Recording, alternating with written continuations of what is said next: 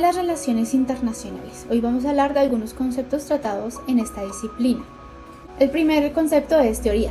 Las relaciones internacionales ven a la teoría como la forma en la que se intenta proveer de un modelo conceptual sobre el cual sean analizadas las relaciones internacionales como un campo de estudio, las posibles implicaciones y la forma en que se estudia y entiende la participación de los actores y su influencia en el sistema internacional. Las teorías generales de la política internacional son herramientas útiles para anticipar lo que se avecina y explica la conducta de grandes potencias. Vale mencionar que cada teoría tiene un componente descriptivo y realista. Tenemos el enfoque teórico. Primero hay que definir que un enfoque es esencialmente una posición o punto de vista para analizar una situación u objeto de estudio, con la intención de comprenderlo, interpretarlo y resolver la problemática derivada de él. Dentro de las relaciones internacionales concebidas como interacciones entre unidades independientes y soberanas, sin pautas previsibles, se pasa a una visión determinada por las tendencias y estructuras propias de un sistema, pues el Estado deja de ser el único protagonista de las relaciones internacionales. Otro concepto es la agenda. Dentro de las relaciones internacionales, la agenda internacional es el cúmulo de decisiones de los estados a nivel general, de los intereses nacionales o internacionales que pueden tener cada gobernante o su equipo en la cúpula de gobierno.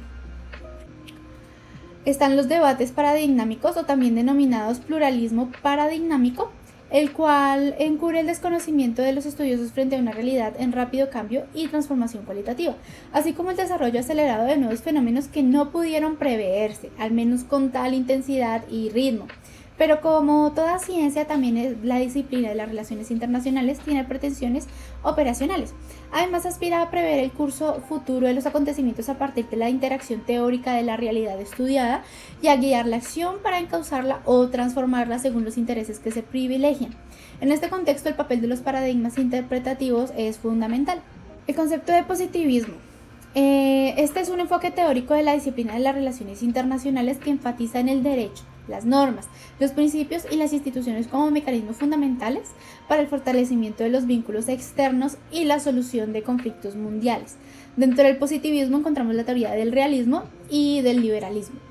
El concepto de epistemología, lo cierto es que nunca ha sido tan claro qué es lo que se está entendiendo por epistemología, de tal modo que hay quien ha dicho que el campo de estudio de las relaciones internacionales utilizó términos como que han sido lanzados como unas granadas de mano filosóficos con poca consideración acerca de cómo son utilizados o con qué fin. Tal es el caso, por ejemplo, de Michael Nielsen, de quien Witt dice haber encontrado referencias al positivismo al tiempo como una epistemología, una metodología e incluso como cualquier tipo de aproximación al comportamiento social. Así pues, una identificación amplia de lo que implica una epistemología se asemeja para los propósitos de la investigación a lo que Patrick Hudson-Jackson quiso identificar como una metodología, ampliamente entendida también el contexto dentro del cual prácticas particulares de producción de conocimiento pueden tener algún sentido. La modernidad. Desde el campo de las relaciones internacionales es un acontecimiento muy importante, ya que este abrió las puertas a la globalización y al sistema internacional que ha ido evolucionando y lo conocemos así hoy en día. Un producto de la modernidad es el Estado-nación que conocemos hoy gracias a la consolidación del Estado europeo. Esto significó la superación del pensamiento medieval. El reflectivismo. En general se distingue por la importancia que atribuye a las teorías constructivistas o interpretativas, en oposición al positivismo. Los reflectivistas rechazan la distinción entre sujeto y objeto, compartiendo la visión de una teoría como constitutiva de la realidad a conocer. La posmodernidad. Las ideas posmodernistas rechazan la posibilidad de conocer y desconfían de todo intento por clasificar, categorizar y encontrar verdades universales, pues sería incompatible con la apertura de la pluralidad y la diversidad. Ya no existen verdades absolutas, solo verdades particulares. La función de los posmodernistas es de desenmascarar las ideologías presentes en las teorías sociales o en el discurso político que frenan el cambio social. Paradigma. Un paradigma es un marco intelectual que estructura el pensamiento del hombre acerca de un conjunto de fenómenos. No son nada más que mapas mentales que ayudan a organizar la realidad y a entender una multitud de eventos que día a día ocurren en el mundo. Dentro de las relaciones internacionales existen diferentes paradigmas interpretados según el autor que se cite. Esta confusión se debe a que frecuentemente, ante la falta de un concepto unívoco para el paradigma, se identifica según los especialistas con concepto, perspectiva, enfoque, marco, teoría general o método.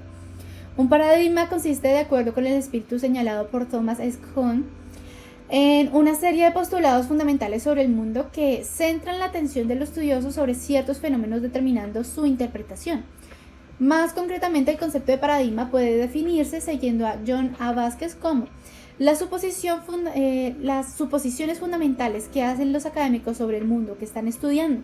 Estos supuestos proporcionan respuestas a las preguntas que deben abordarse incluso antes de que comience la teorización. Al responder estas preguntas, los supuestos fundamentales forman una imagen del mundo que el erudito está estudiando y le dice a este mismo lo que se sabe sobre el mundo, lo que se desconoce sobre él, lo que se debería ver del mundo si se quiere conocer lo desconocido y finalmente lo que vale la pena conocer. Dentro de los paradigmas tenemos la teoría realista. Quienes hablan de la naturaleza realista está Carl, Hans Modernhaus, Kenneth Watts. En el realismo se basa en las dinámicas de poder, en donde las grandes potencias se temen entre sí. Esta teoría se basa en el pensamiento negativo sobre la paz entre las grandes potencias y un conjunto y con un objetivo de ganar poder a expensas de otros estados. Dentro de esta teoría está la idea de que el más fuerte hace lo que puede y el que es más débil hace lo que el más fuerte quiere. También se considera que el sistema internacional es una competición por el poder y por ende el conflicto es inevitable. Dentro de esta teoría, la estructura bipolar se considera la más estable. Los supuestos sobre el sistema internacional en el realismo son la posición del Estado, de los estados en el sistema internacional determinan su comportamiento, factor externo y estructural. Los estados son actores racionales estratégicos. También de que hay un dilema de seguridad por falta de información. Esto causa miedos entre naciones. No hay poder central, es decir, que el sistema internacional es anárquico. También de que todos los estados tienen capacidades ofensivas y de que existe la desconfianza, la autosuficiencia, la autoayuda, la cooperación limitada por las trampas y las ganancias relativas. Dentro del realismo encontramos el realismo defensivo, donde la mayor estabilidad está en el estado defensor, es decir, el que no quiere la guerra. También está el realismo ofensivo, donde siempre se busca la expansión, solo del país más poderoso de todos sobrevive. Es aquí donde la amenaza entre potencias no ha desaparecido. Dentro de la teoría realista, el Estado impone intereses nacionales. Se tiene una visión pesimista de la sociedad, ya que la considera conflictiva. Esta teoría nos ayuda a explicar, por ejemplo, la Primera y la Segunda Guerra Mundial. Dentro de la teoría realista también encontramos que también hay un realismo clásico, el cual estudia la manera de actuar de las personas en busca de poder. Estos temas son tratados en el Leviatán de Thomas Hobbes. Está la teoría de transición del poder. En esta se hace una predicción al futuro. La teoría de la transición explica que si bien el hegemón normalmente tiene poder e influencia sobre el sistema, estos dos no deben necesariamente coincidir. Con la presencia de otros países con la influencia puede haber una guerra hegemónica por la lucha de poder mundial. Por ejemplo, a principios del siglo XX, con el claro declive de la Pax Británica y de su lugar como hegemón, otros países que tenían una fuerte presencia empezaron a tener fuertes fricciones para afianzar su lugar dentro del sistema, desembocando en una gran guerra. También tenemos la teoría del liberalismo o idealista. Esta teoría también se considera el sistema internacional como anárquico. Se basa en que existen instituciones internacionales y organizaciones que también participan en el sistema internacional. No solo son los estados. Estas son capaces de improvisar la comunicación, la cooperación y creer en ambos países. Se hace implementación del soft power, la idea de paz perpetua o paz democrática, donde las características internas de los estados condicionan su comportamiento. Dentro de esta teoría se tiene una visión optimista donde domina la cooperación. Aquí la naturaleza del estado es de garante o árbitro. Y con esta teoría se pueden explicar, por ejemplo, la teoría de ascenso pacífico implementada por China desde 1989 con Jiang Zemin hasta el gobierno de Xi Jinping. Según la teoría liberal, la gente es la que impone el interés nacional. el individuo es el soberano por naturaleza y el Estado es legítimo cuando respeta los 3 derechos fundamentales. Un ejemplo de esto es la Constitución de los Estados Unidos, la victoria del Parlamento sobre el monarca.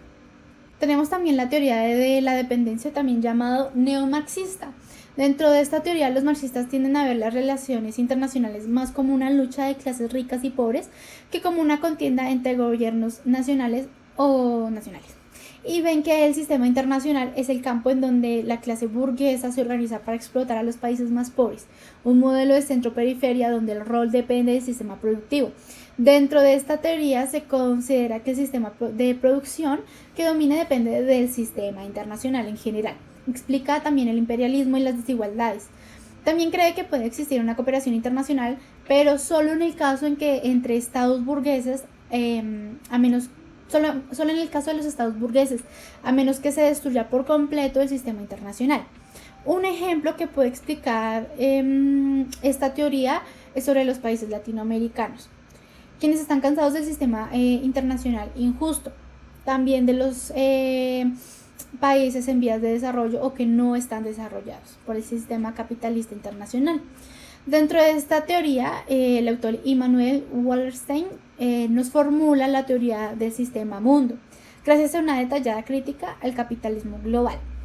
Tenemos también la teoría constructivista. Esta teoría trata de moldear las ideas que rondan al sistema internacional, por ejemplo, las amenazas, los objetivos, los temores, las identidades, entre otras características que afecten a los estados o al sistema internacional. Las relaciones internacionales demandan diversas perspectivas de estudio para comprender la complejidad de sus interacciones.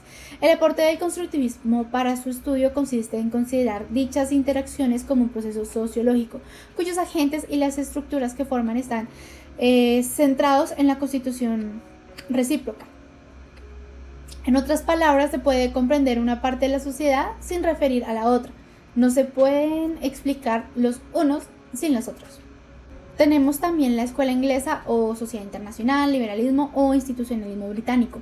Esta teoría es implementada para hacer un análisis de recopilación de información de las anteriores teorías, ya que las recopila y trata de organizarlas. Dentro de esta teoría hay 3 niveles de acción de los estados. El primero, la estructura realista; el segundo, el de las instituciones; y el tercero, el de comunidad e ideas. Dentro de las teorías también vale la pena mencionar el sistema neorrealismo y neoliberalismo, donde el neorrealismo trata el poder. Este estudia la manera en la que